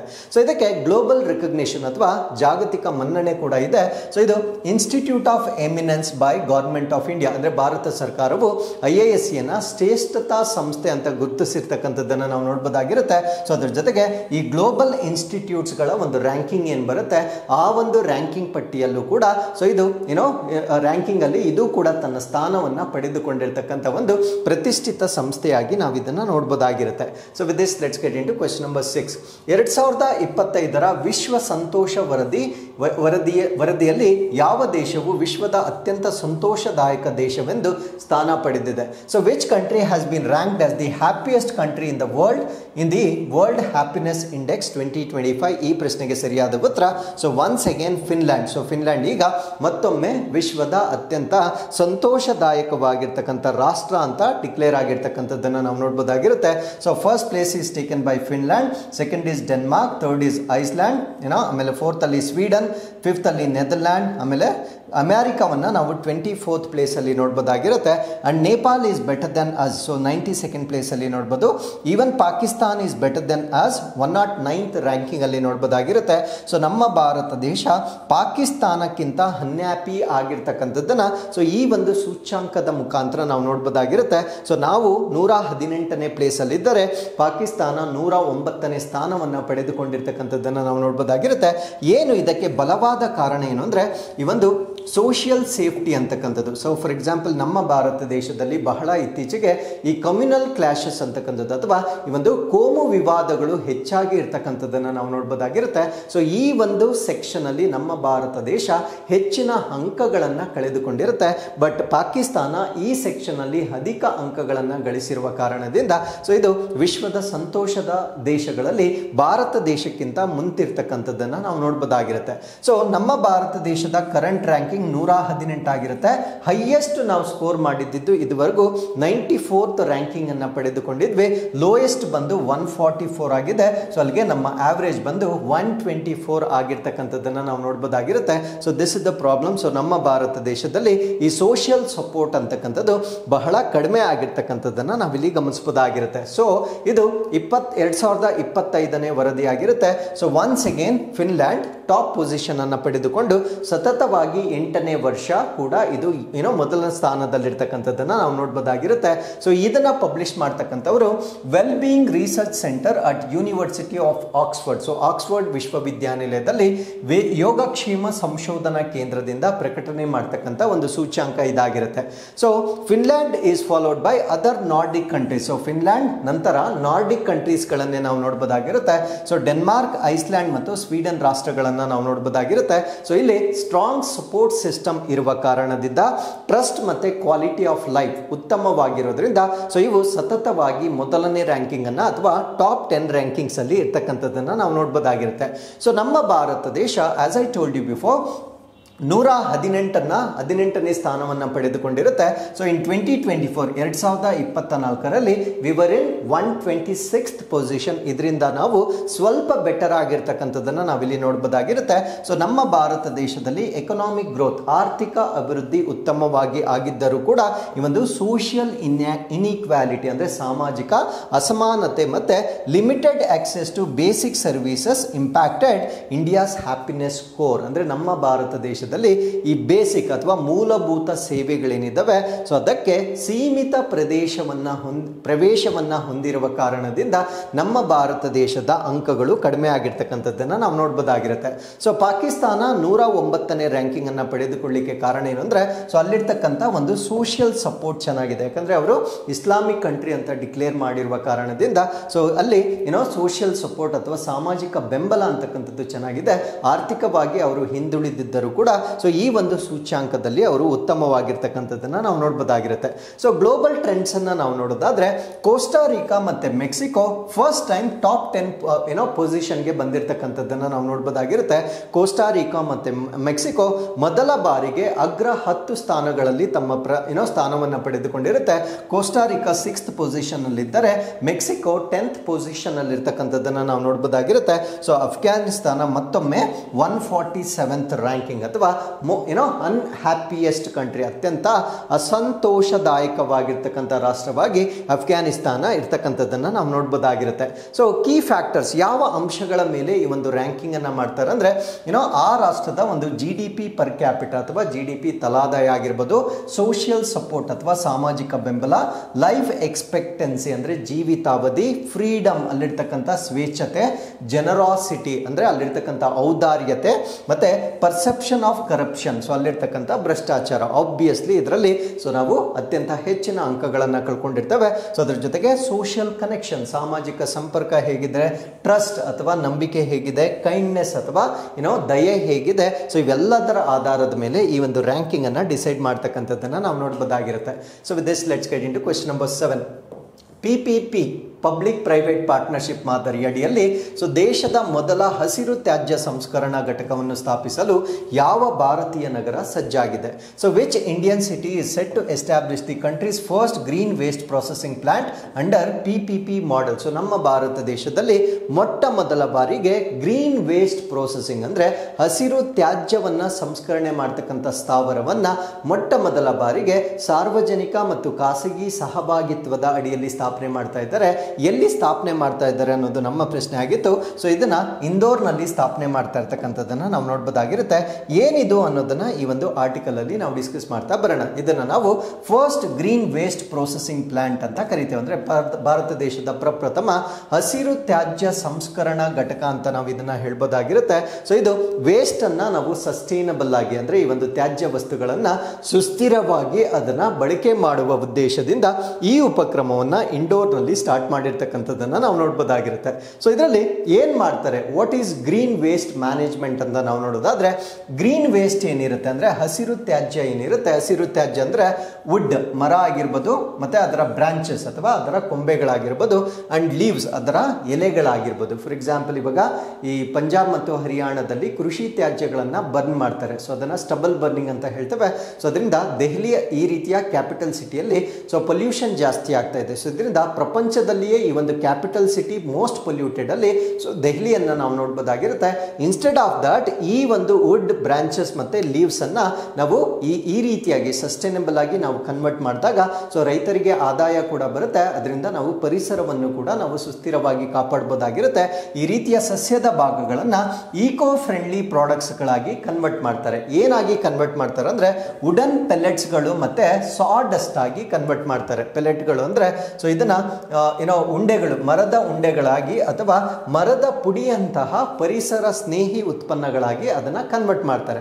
ಸೊ ಇದರಿಂದ ನಮಗಾಗ್ತಕ್ಕಂಥ ಬೆನಿಫಿಟ್ ಏನು ಅಂದ್ರೆ so these products will serve as alternative to coal, promoting cleaner energy solution. ಅಂದ್ರೆ ಈ ಒಂದು ಪ್ರಾಡಕ್ಟ್ಸ್ ಇಲ್ಲಿ ಏನು ಉತ್ಪತ್ತಿ ಆಗುತ್ತೆ ಸೊ ಅದನ್ನ ಕಲ್ಲಿದ್ದಲಿಗೆ ನಾವು ಪರ್ಯಾಯವಾಗಿ ಬಳಕೆ ಮಾಡಬಹುದಾಗಿರುತ್ತೆ. ಸೊ ಅದರಿಂದ ಇದನ್ನ ಶುದ್ಧ ಇಂಧನ ಪರಿಹಾರಗಳಲ್ಲಿ ಸೊ ಇದನ್ನ ನಾವು ಒನ್ ಆಫ್ ದಿ ಇಂಗ್ರೀಡಿಯೆಂಟ್ಸ್ ಅಥವಾ ಒನ್ ಆಫ್ ದಿ ಪ್ರಾಡಕ್ಟ್ಸ್ ಆಗಿ ಇದನ್ನ ನಾವು ಯೂಸ್ ಮಾಡಬಹುದಾಗಿರುತ್ತೆ.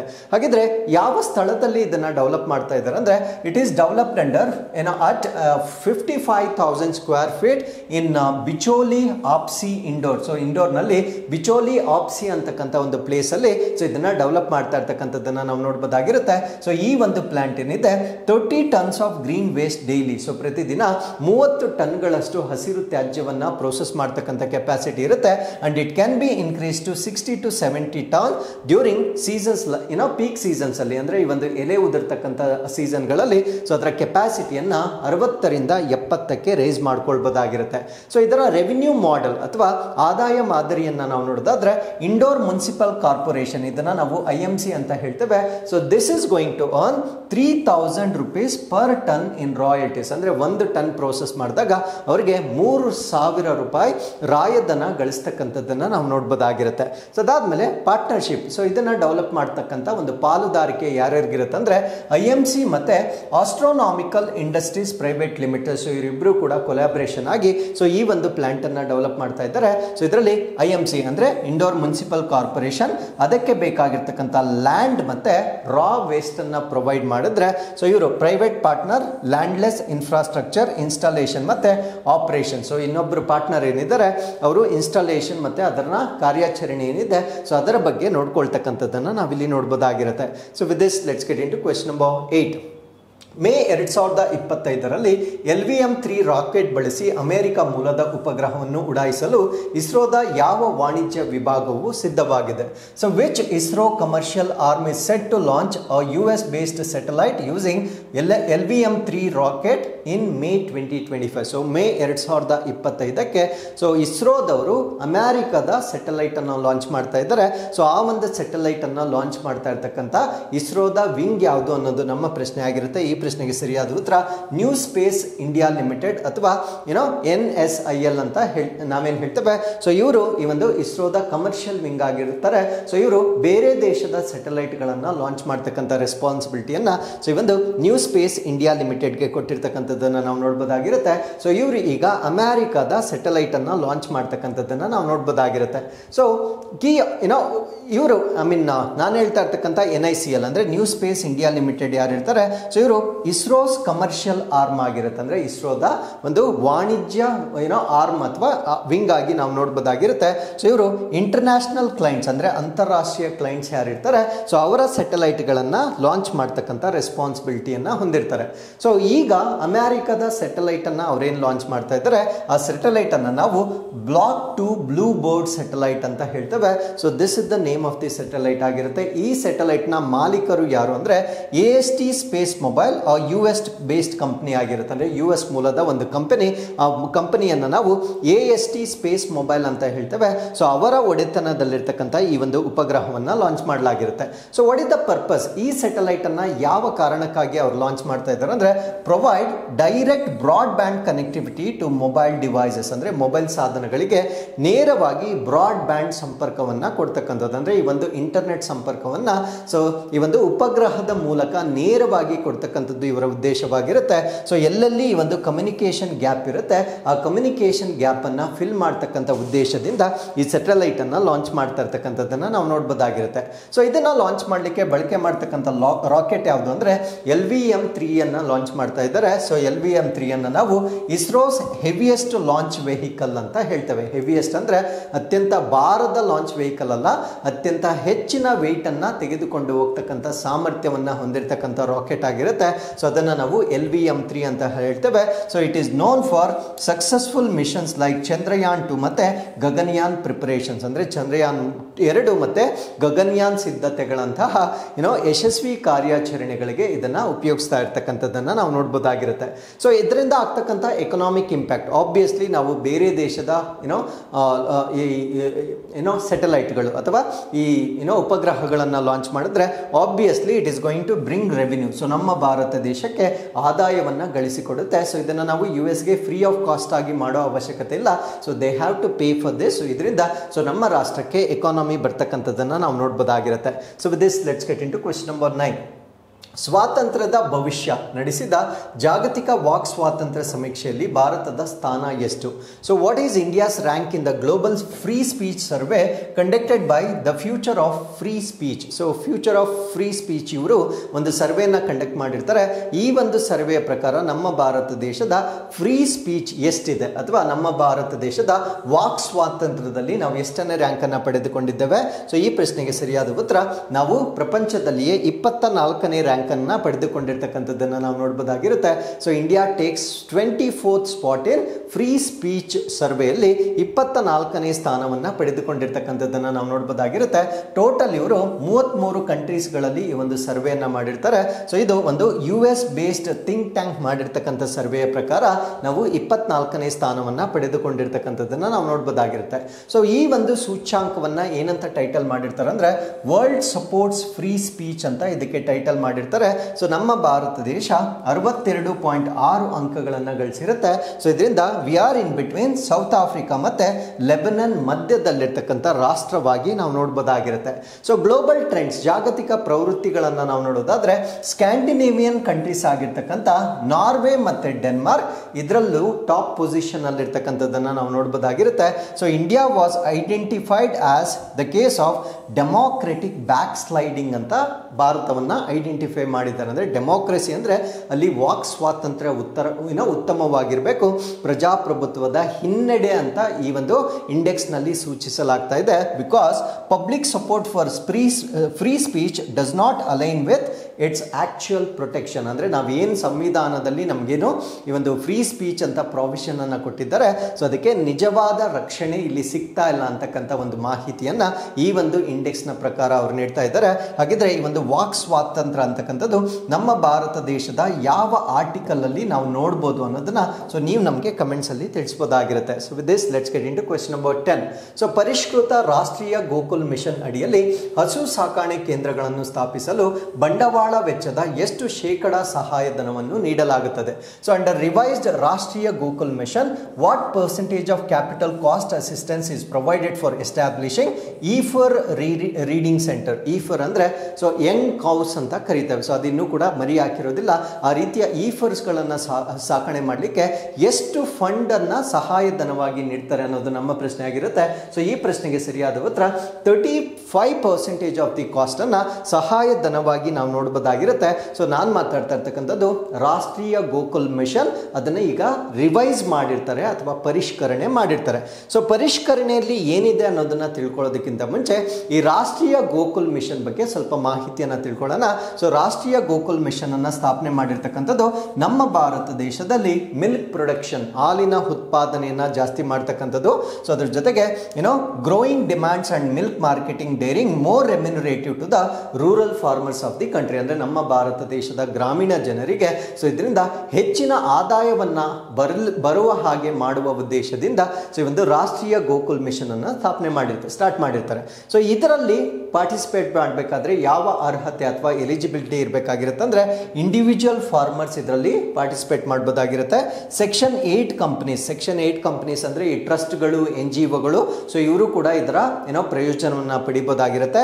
ಸೆಲ್ಫ್ ಹೆಲ್ಪ್ ಗ್ರೂಪ್ಸ್ ಅಂದ್ರೆ ಸ್ವಸಹಾಯ ಗುಂಪುಗಳು, FPO ಅಥವಾ ಫಾರ್ಮರ್ ಪ್ರೊಡ್ಯೂಸರ್ ಆರ್ಗನೈಸೇಷನ್ಸ್ ಕೂಡ ಸೊ ಇದರಲ್ಲಿ ಅವರು ಟೇಕ್ ಪಾರ್ಟ್ ಮಾಡಬಹುದಾಗಿರುತ್ತೆ. ಸೊ ಈ ಒಂದು ಮಿಷನ್ ಏನಿದೆ ಅಥವಾ ಈ ಒಂದು ರಾಷ್ಟ್ರೀಯ ಗೋಕುಲ್ ಮಿಷನ್ ಏನಿದೆ, ಸೊ ಇದನ್ನ national programme for bovine breeding and dairy development ಅಂತ ಹೇಳ್ತೇವೆ. ಸೊ ಅದರ ಅಡಿಯಲ್ಲಿ 2014ರಲ್ಲಿ 2014 ಸ್ಥಾಪನೆ ಮಾಡಿರ್ತಕ್ಕಂಥದ್ದನ್ನು ನಾವು ನೋಡಬಹುದಾಗಿರುತ್ತೆ.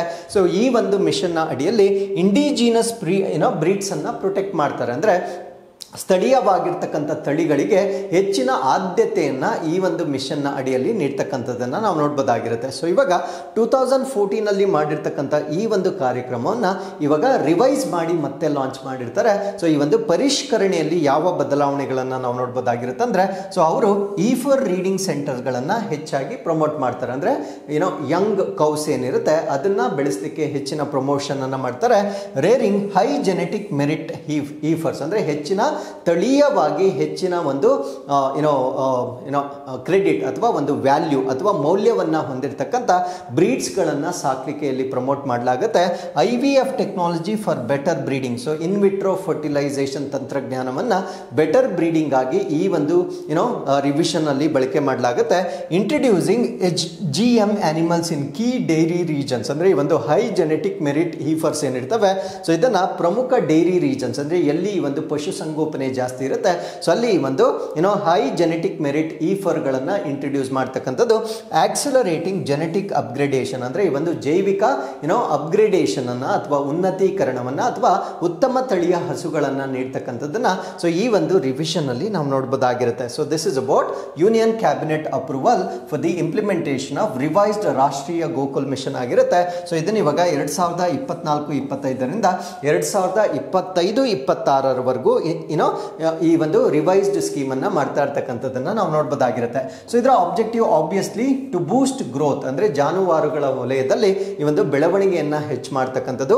Focus on the protection and preservation of the indigenous bovine breed. So as I told you before, ಹೆಚ್ಚಿನ ಪ್ರಾಮುಖ್ಯತೆಯನ್ನ ಸ್ಥಳೀಯ ಗೋತಳಿಗಳ ಸಂರಕ್ಷಣೆ ಮಾಡಲಿಕ್ಕೆ ಸೊ ಇಲ್ಲಿ ಯೋಜನೆಯನ್ನ ಮಾಡಿರ್ತಕ್ಕಂಥದ್ದನ್ನ ನಾವು ನೋಡಬಹುದಾಗಿರುತ್ತೆ. ಸೊ ಹೊಸ ಆಕ್ಟಿವಿಟೀಸ್ ಅನ್ನ ನಾವು ನೋಡೋದಾದ್ರೆ ಈಫರ್ ರೇರಿಂಗ್ ಸೆಂಟರ್, ಅಂದ್ರೆ ಈ ಹಸುಗಳನ್ನ ಅಥವಾ ಈ ಎಳೆ ಹಸುಗಳನ್ನ ಸಾಕ್ಲಿಕ್ಕೆ ಅಥವಾ ಸಾಕಾಣೆ ಕೇಂದ್ರಗಳನ್ನ ಸ್ಥಾಪನೆ ಮಾಡಲಿಕ್ಕೆ ಸೊ ಇಲ್ಲಿ ಹೆಚ್ಚಿನ ಆದ್ಯತೆಯನ್ನ ನೀಡಲಾಗುತ್ತೆ. ಸೊ ಈ ಒಂದು ಕಾರಣಕ್ಕಾಗಿ 35% ಆಫ್ ಒನ್ ಟೈಮ್ ಅಸಿಸ್ಟೆನ್ಸ್, ಅಂದ್ರೆ ಒಂದು ಸರಿ ಮಾತ್ರ 35% ಕಾಸ್ಟ್ ಏನಿರುತ್ತೆ ಸೊ ಅದರ ಬೆಂಬಲವನ್ನ ನೀಡಲಾಗುತ್ತೆ. ಸೊ 30 ಹೌಸಿಂಗ್ ಫೆಸಿಲಿಟೀಸ್ ಫಾರ್ 15,000 ಈಫರ್ಸ್, ಅಂದ್ರೆ 15,000 ಈಫರ್ಗಳನ್ನು ಅಥವಾ ಎಳೆ ಹಸುಗಳನ್ನು ಸಾಕ್ಲಿಕ್ಕೆ 30 ಹೌಸಿಂಗ್ಗಳನ್ನು ಸ್ಥಾಪನೆ ಮಾಡೋವರೆಗೂ 35% ಇನಿಷಿಯಲ್ ಕಾಸ್ಟ್ ಅನ್ನ ಕೊಡ್ತಕ್ಕಂಥದ್ದನ್ನ ನಾವಿಲ್ಲಿ ನೋಡ್ಬೋದಾಗಿರುತ್ತೆ.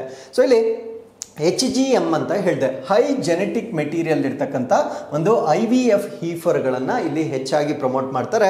So 3% interest subvention on loans for the purchasing HGM IVF ಹೀಫರ್ಸ್, ಅಂದರೆ ಹೈ ಜೆನೆಟಿಕ್ ಮೆರಿಟ್ ಇರ್ತಕ್ಕಂಥ ಈಫರ್ಗಳನ್ನು ಖರೀದಿ ಮಾಡಿದ್ದೆ ಆದಲ್ಲಿ ಸೊ ಅವರು ಖರೀದಿ ಮಾಡುವಾಗ ತೆಗೆದುಕೊಳ್ತಕ್ಕಂಥ ಸಾಲಕ್ಕೆ 3% ಬಡ್ಡಿ ರಿಯಾಯಿತಿಯನ್ನು ಕೊಡ್ತಕ್ಕಂಥದ್ದನ್ನು ನಾವಿಲ್ಲಿ ಗಮನಿಸಬಹುದಾಗಿರುತ್ತೆ. ಸೊ ಅದಾದ್ಮೇಲೆ ಆನ್ಗೋಯಿಂಗ್ ಇನಿಷಿಯೇಟಿವ್, ಅಂದರೆ ಈಗ ನಡೀತಾ ಇರ್ತಕ್ಕಂಥ ಉಪಕ್ರಮಗಳನ್ನು ನಾವು ನೋಡೋದಾದ್ರೆ strengthening semen stations and artificial insemination, ಅಂದ್ರೆ ವೀರ್ಯ ಕೇಂದ್ರಗಳು ಮತ್ತೆ ಕೃತಕ ಗರ್ಭಧಾರಣೆ ಜಾಲಗಳೇನಿರ್ತವೆ ಸೊ ಅದನ್ನ ಇನ್ನೂ ಬಲಪಡಿಸ್ತಕ್ಕಂಥದ್ದು. And implementation of bull production, ಅಂದ್ರೆ ಎತ್ತುಗಳ ಒಂದು ಸಾಕಾಣಿಕೆಯನ್ನ ಹೆಚ್ಚು ಮಾಡ್ತಕ್ಕಂಥದ್ದು. ಯಾಕಂದ್ರೆ ಎತ್ತುಗಳು ಈ ಒಂದು ಬ್ರೀಡಿಂಗ್ಗೆ ಹೆಲ್ಪ್ ಆಗ್ತಕ್ಕಂಥ ಒಂದು ಜಾನುವಾರುಗಳಾಗಿರುತ್ತೆ. ಅಂಡ್ ಆಕ್ಸಿಲರೇಟಿಂಗ್ ಬ್ರೀಡಿಂಗ್ ಇಂಪ್ರೂವ್ಮೆಂಟ್, ಅಂದ್ರೆ ತಳಿಗಳ ಸುಧಾರಣೆಯನ್ನ ಮಾಡ್ತಕ್ಕಂಥದ್ದು ಈಗ ಪ್ರಸ್ತುತವಾಗಿ ನಡೀತಾ ಇರ್ತಕ್ಕಂಥ ಒಂದು ಉಪಕ್ರಮವಾಗಿರುತ್ತೆ. ಸೊ ಇದುವರೆಗೂ ಈ ಒಂದು ಮಿಷನ್ನ ಅಡಿಯಲ್ಲಿ ಆಗಿರ್ತಕ್ಕಂಥ ಅಚೀವ್ಮೆಂಟ್ ಏನು ಅಂತ ನಾವು ನೋಡೋದಾದ್ರೆ ಸೊ ಮಿಲ್ಕ್ ಪ್ರೊಡಕ್ಷನ್, ಹಾಲಿನ ಉತ್ಪಾದನೆ 63.55% ಕಳೆದ ದಶಕದಲ್ಲಿ, ಲಾಸ್ಟ್ ಡಿಕೆಡ್ನಲ್ಲಿ 63.55% ಹಾಲಿನ ಉತ್ಪಾದನೆ ಹೆಚ್ಚಾಗಿರ್ತಕ್ಕಂಥದ್ದನ್ನು ನಾವು ನೋಡಬಹುದಾಗಿರುತ್ತೆ. ಸೊ ನಮ್ಮ ಭಾರತ ದೇಶದ per capita milk availability 370 grams per day ಇತ್ತು. ಯಾವಾಗ 2013-14ನಲ್ಲಿ ಪರ್ ಕ್ಯಾಪಿಟಾ ತಲಾದಾಯ ಹಾಲಿನ ಲಭ್ಯತೆ 307 ಗ್ರಾಮ್, ಅಂದರೆ ಒಬ್ಬ ವ್ಯಕ್ತಿಗೆ 307 ಗ್ರಾಮ್ ಒಂದು ದಿವಸಕ್ಕೆ ಅದನ್ನ ಪರ್ ಕ್ಯಾಪಿಟಾ ಮಿಲ್ಕ್ ಅವೈಲಬಿಲಿಟಿ ಅಂತ ಹೇಳ್ತೇವೆ. ಅದು 2023-24ಕ್ಕೆ 471 ಗ್ರಾಮ್ಸ್ ಪರ್ ಡೇ ಇನ್ಕ್ರೀಸ್ ಆಗಿರೋದನ್ನ ನಾವು ಈ ಒಂದು ಕಾರ್ಯಕ್ರಮದ ಅಡಿಯಲ್ಲಿ ನಾವು ನೋಡಬಹುದಾಗಿರುತ್ತೆ. So with this we come to the exercise. So 23rd edition of Varuna naval exercise. So ಇದು ವರುಣ ನೇವಲ್ ಎಕ್ಸಸೈಸ್ ಅಥವಾ ನೌಕಾ ಅಭ್ಯಾಸವಾಗಿರುತ್ತೆ. ಸೊ ಇದು ಇಂಡಿಯಾ ಮತ್ತೆ ಫ್ರೆಂಚ್ ನೌಕಾಪಡೆಗಳ ನಡುವೆ ನಡೀತಕ್ಕಂಥ ಒಂದು ಅಭ್ಯಾಸವಾಗಿರುತ್ತೆ. ಸೊ ಈ ಒಂದು ಅಭ್ಯಾಸ ಮಾರ್ಚ್ 19ರಿಂದ ಮಾರ್ಚ್ 22 ವಿಶಾಖಪಟ್ಟಣಂ ನಮ್ಮ ಭಾರತ ದೇಶದಲ್ಲಿ ನಡೀತಕ್ಕಂಥ ಒಂದು ಅಭ್ಯಾಸವಾಗಿರುತ್ತೆ. ಸೊ ಈ ಒಂದು ಅಭ್ಯಾಸ ಕಮೆನ್ಸ್ ಆಗಿರ್ತಕ್ಕಂಥದ್ದು it started in the year 2001, evolved into cornerstone of India France naval cooperation. So ಭಾರತ ಮತ್ತೆ ಫ್ರಾನ್ಸ್ ನೌಕಾ ಸಮರದ ಮೂಲಾಧಾರವಾಗಿ ಇದು ವಿಕಸನಗೊಂಡಿರ್ತಕ್ಕಂಥದ್ದನ್ನು ನಾವು ನೋಡಬಹುದಾಗಿರುತ್ತೆ. So with this we come to inquest challenge number 835. So ಇಲ್ಲಿಗೆ ನೀವು ವಿಡಿಯೋನ ಪಾಸ್ ಮಾಡ್ಕೊಳ್ಳಿ. ಸೊ ಇದು ಪ್ರಶ್ನೆ ಸಂಖ್ಯೆ 1 ಆಗಿರುತ್ತೆ. ಸೊ ನಿಧಾನವಾಗಿ ಓದಿ ಉತ್ತರವನ್ನು ಕೊಡ್ಬೋದು. So this is question number 1 and this is question number 2 ಆಗಿರುತ್ತೆ. ಸೊ ಇಲ್ಲಿಗೆ ಇವತ್ತಿನ ಎಲ್ಲ ಅಪ್ಡೇಟ್ಗಳು ಕಂಪ್ಲೀಟ್ ಆಗಿರುತ್ತೆ. ಸೊ ಮತ್ತೊಮ್ಮೆ ನಾಳಿನ ಅಪ್ಡೇಟ್ಗಳೊಂದಿಗೆ ನಾನು ನಿಮ್ಮನ್ನ ಭೇಟಿ ಆಗ್ತೇನೆ. ಸೊ ಅಲ್ಲಿವರೆಗೂ keep reading, take care of yourselves and thank you very much for watching this.